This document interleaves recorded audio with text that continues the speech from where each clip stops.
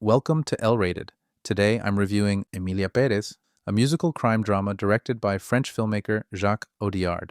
The film recently won the Golden Globe for Best Motion Picture, Musical or Comedy, but after watching it, I'm not convinced it deserved the award.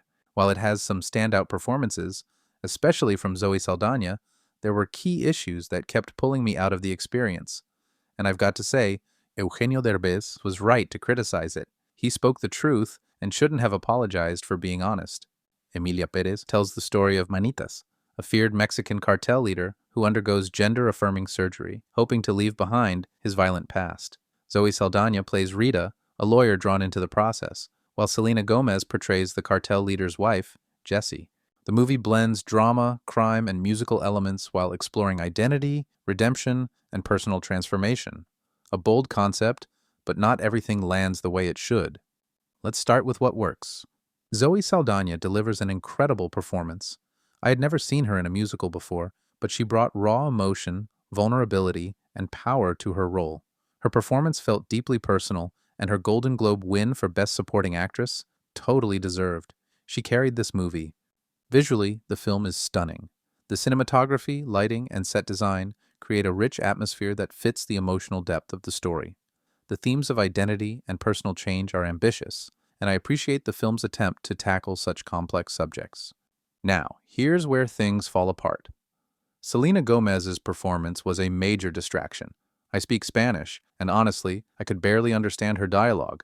It was disappointing because the film explains why Zoe Saldaña's Spanish sounds different, but never addresses Selena's language struggles. For a movie so rooted in Latin culture, this felt like a careless oversight. The music, unfortunately, didn't work for me either. The songs felt chaotic, with overlapping voices and clashing sounds that often drowned out the emotion rather than elevating it. It didn't feel artistic. It felt noisy. And then there's Manitas' redemption arc.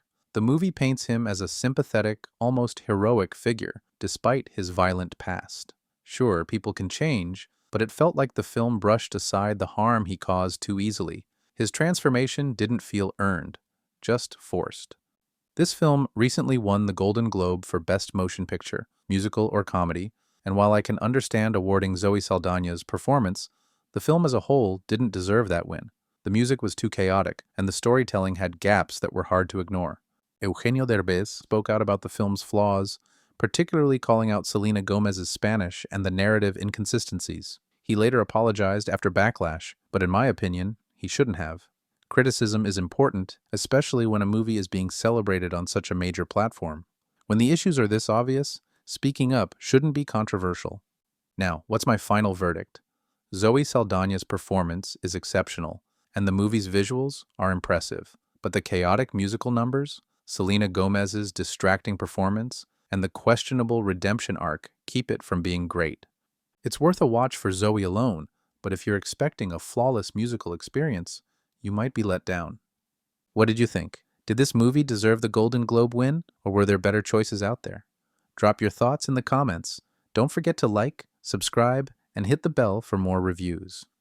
Until next time, change can be powerful, but not every transformation hits the right note.